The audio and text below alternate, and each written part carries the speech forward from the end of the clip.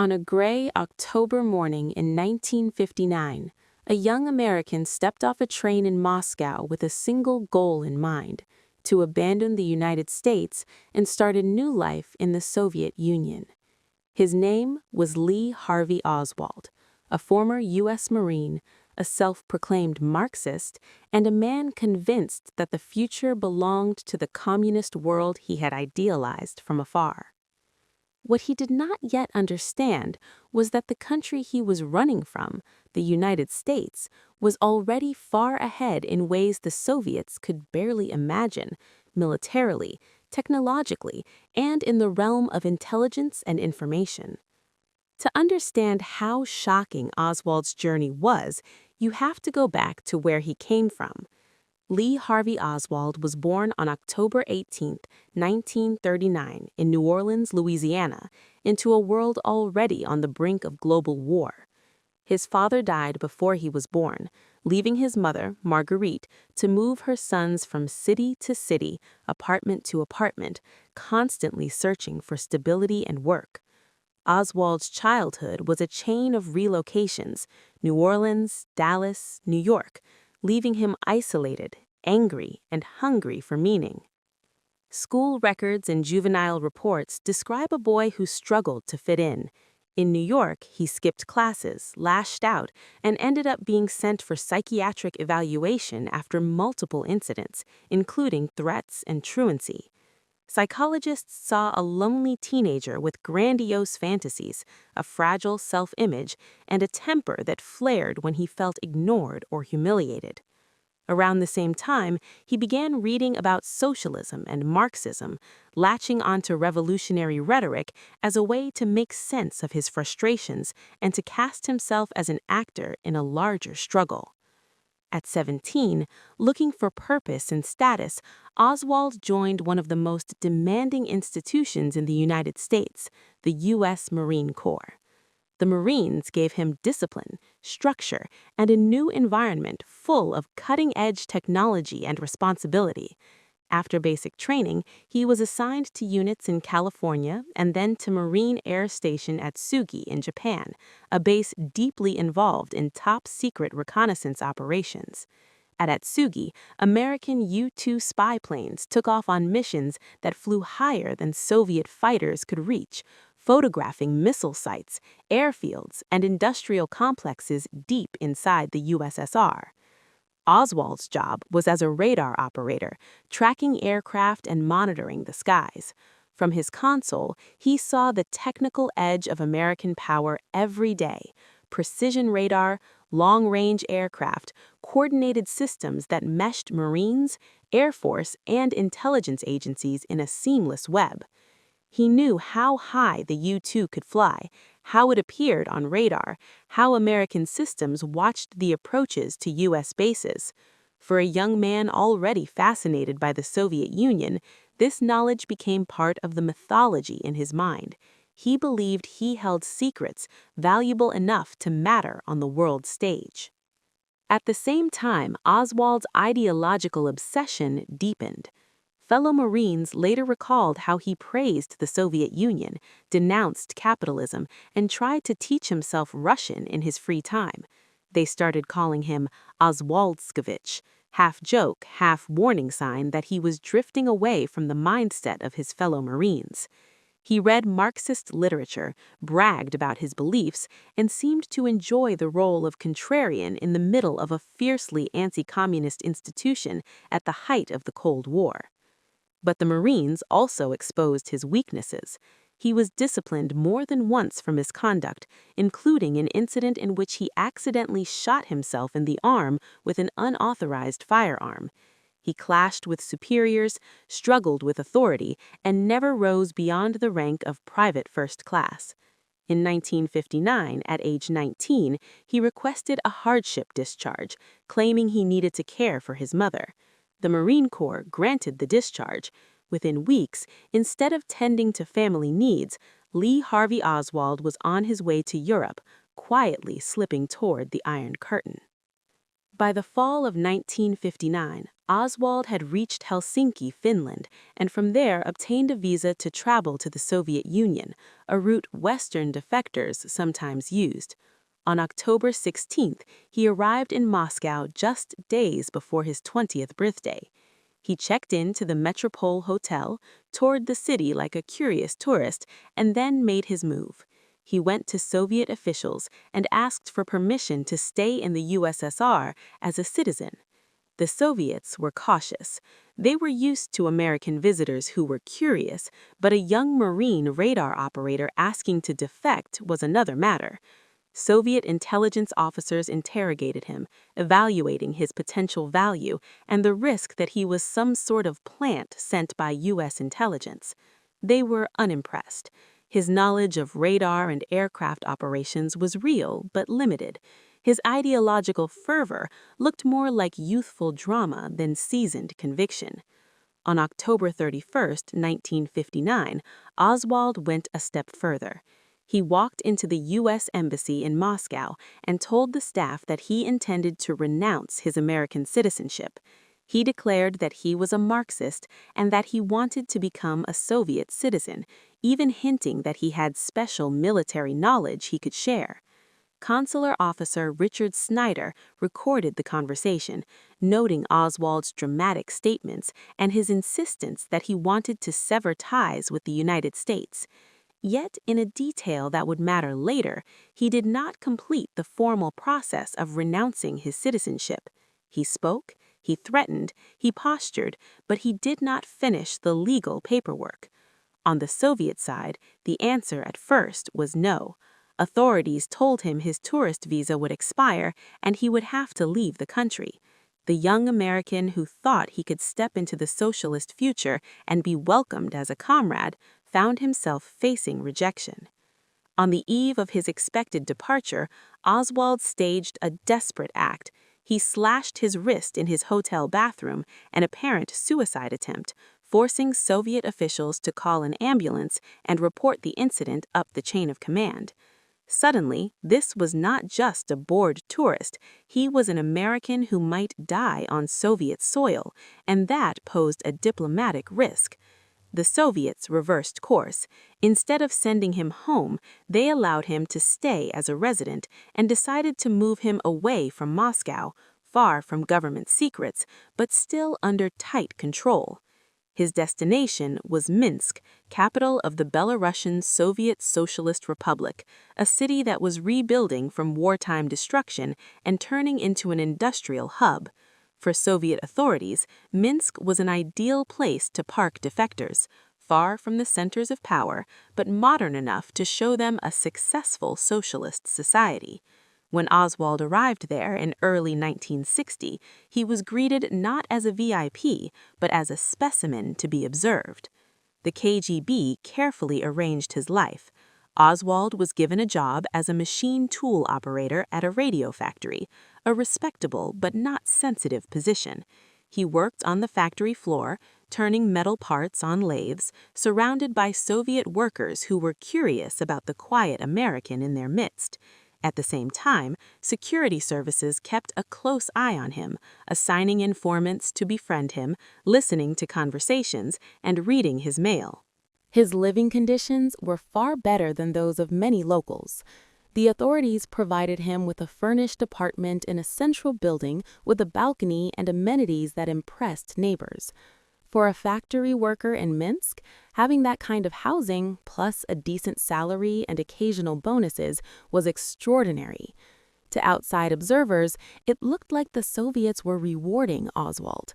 Internally, they were controlling and testing him, seeing how he behaved when given comfort but kept at arm's length from real power.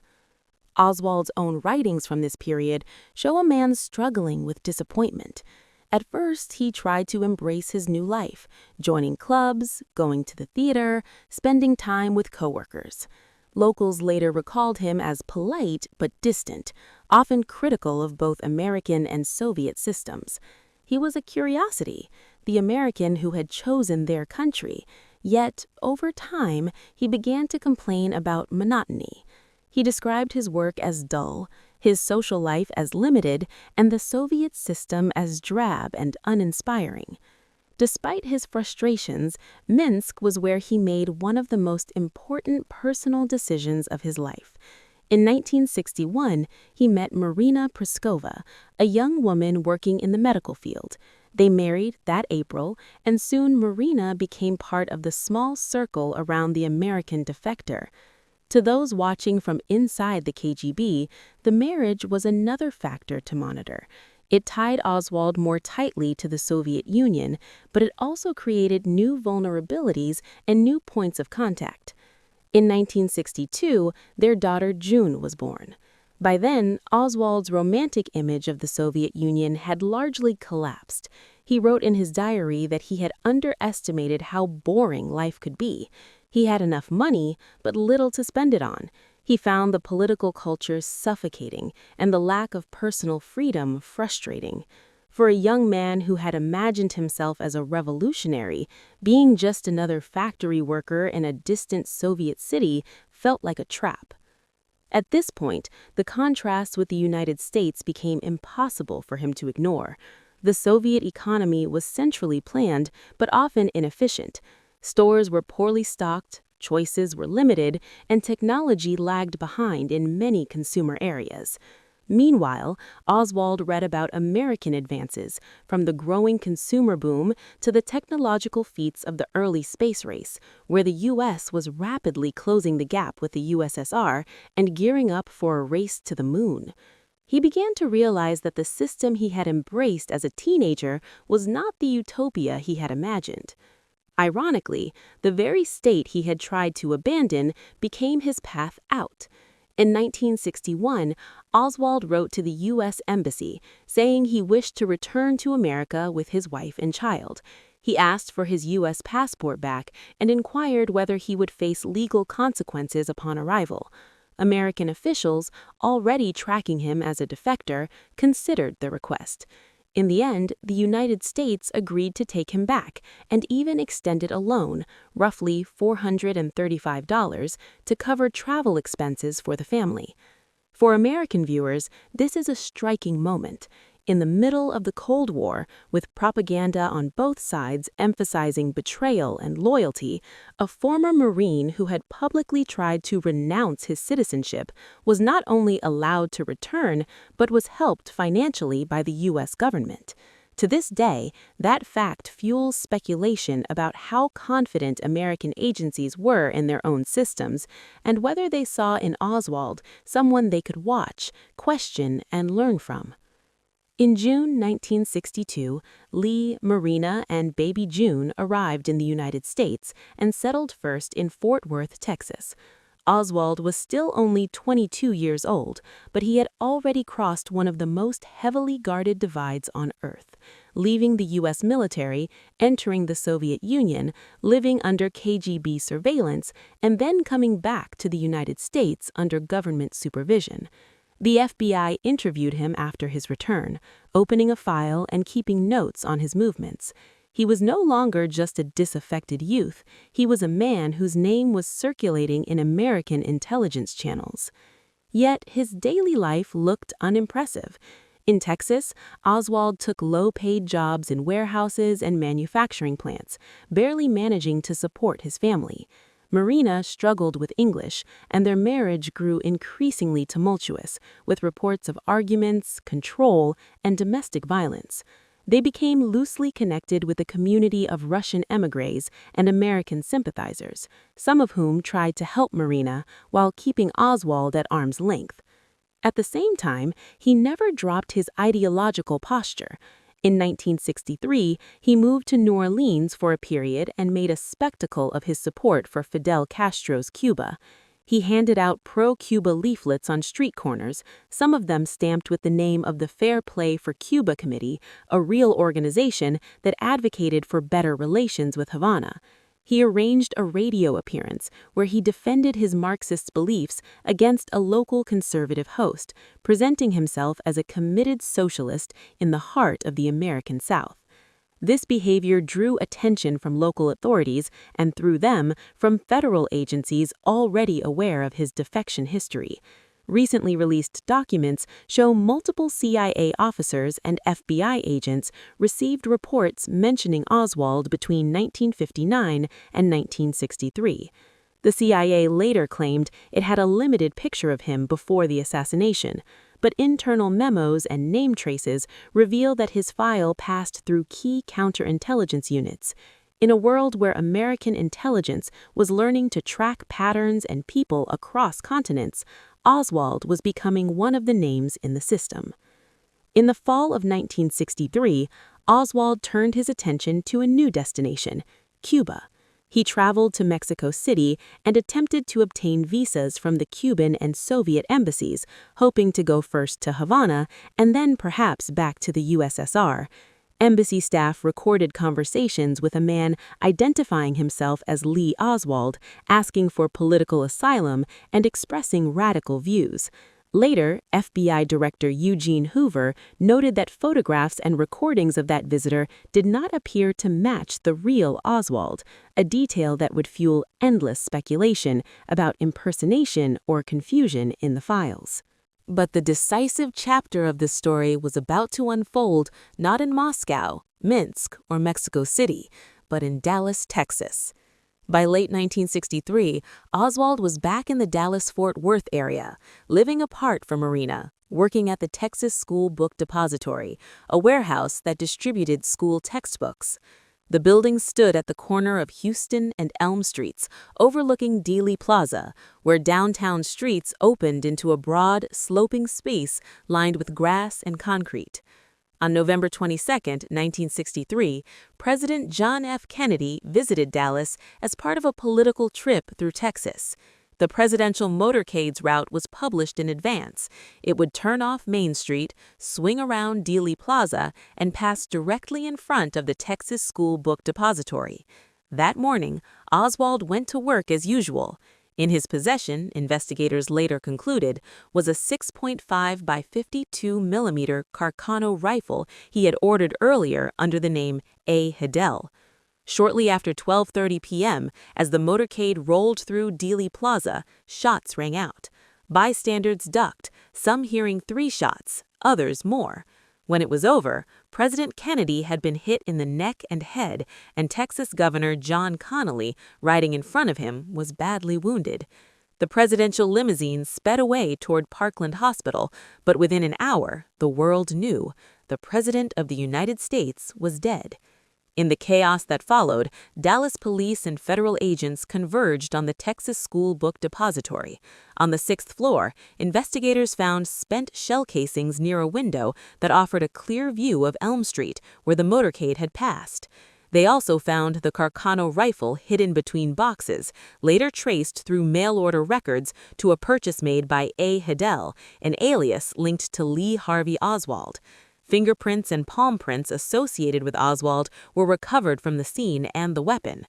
Meanwhile, Oswald left the building and headed into the city. Around 1:15 p.m., Dallas police officer J.D. Tippit approached a man fitting Oswald's description in the Oak Cliff neighborhood.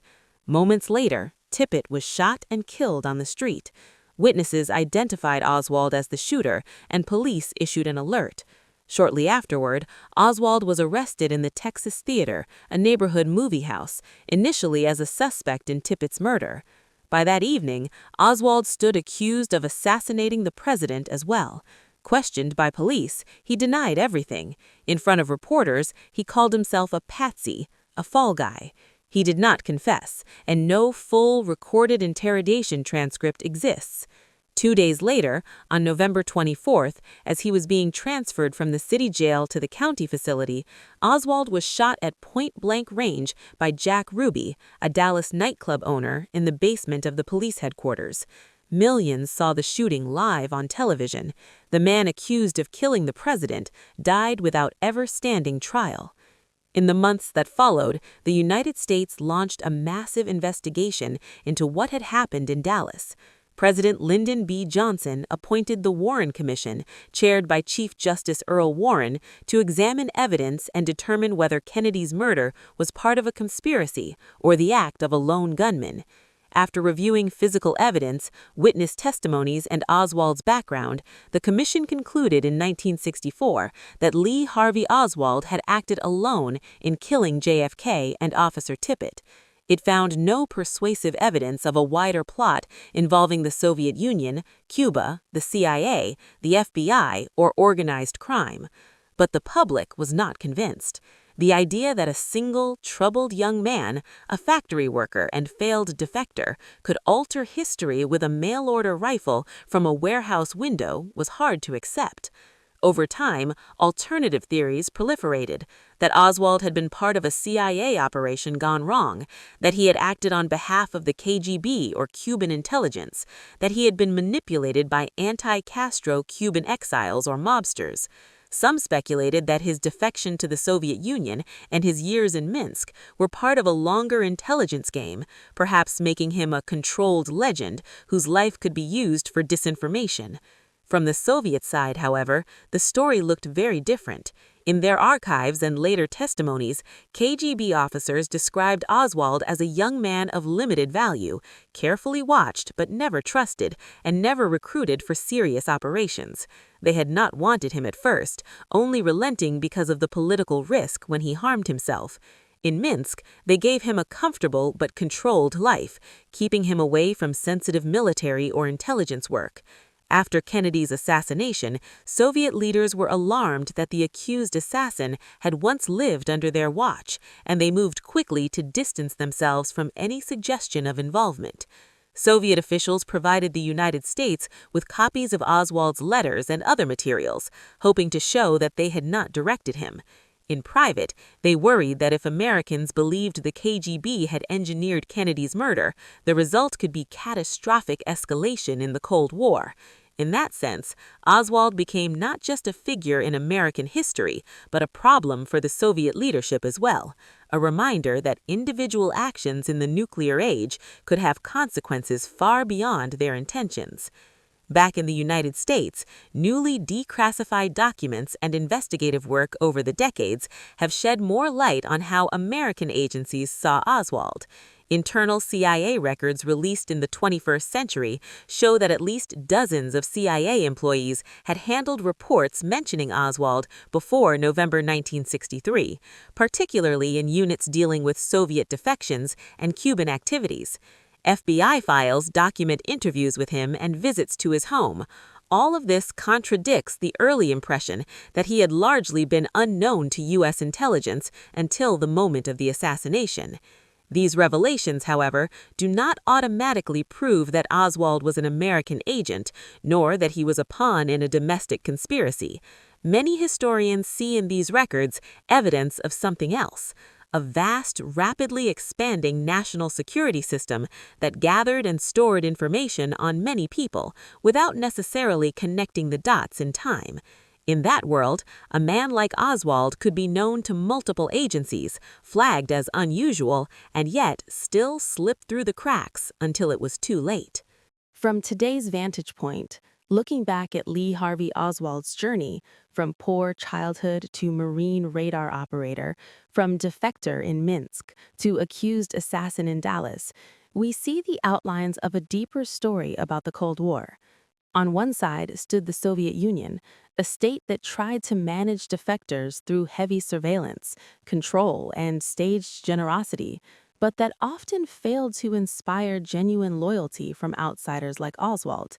On the other side stood the United States, a country whose technological power, intelligence networks, and political system were strong enough that a former defector could be allowed back in, questioned, observed, and ultimately confronted in an open, if imperfect, process. The Soviets tried to impress Oswald with the vision of socialism in action: a modern factory, steady salary, subsidized housing, concerts, and clubs. What he found instead was stagnation, shortages, and a system where innovation lagged and personal freedom was cramped. At the same time, across the ocean, the United States was refining jet aircraft, fielding long-range bombers, building global radar nets, and starting to launch satellites that would soon make it possible to see across continents from space. The very base where Oswald once worked in Japan was part of a chain of technological achievements the Soviets envied and feared. In the end, Lee Harvey Oswald did not become the hero of the socialist story he imagined. In the eyes of the Soviet state, he was at best a nuisance, at worst a political liability. In the eyes of the United States, he became the face of a national tragedy and the center of an enduring mystery. His life intersected with some of the most secret, advanced, and contested domains of the Cold War, from radar and U-2 overflights to embassy security and defector handling. Yet he remained, in many ways, a small man buffeted by forces he barely understood. For American audiences, his story highlights not only the horror of a presidential assassination, but also the confidence of a country that could confront such a shock without collapsing. Investigations, debates, document releases, and ongoing historical work reflect a system that keeps asking questions of itself rather than burying them. On the other side, the Soviet Union's handling of Oswald, from their cautious rejection to their anxious denials after Dallas, reveals a regime constantly worried about appearances, control, and the technological and informational gap that kept widening between East and West.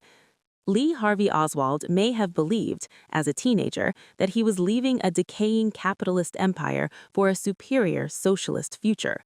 What he found instead was that the United States he tried to abandon was already on a trajectory of innovation and power that left the Soviet Union scrambling to keep up. In the skies, in the realm of intelligence, and in the contest of ideas.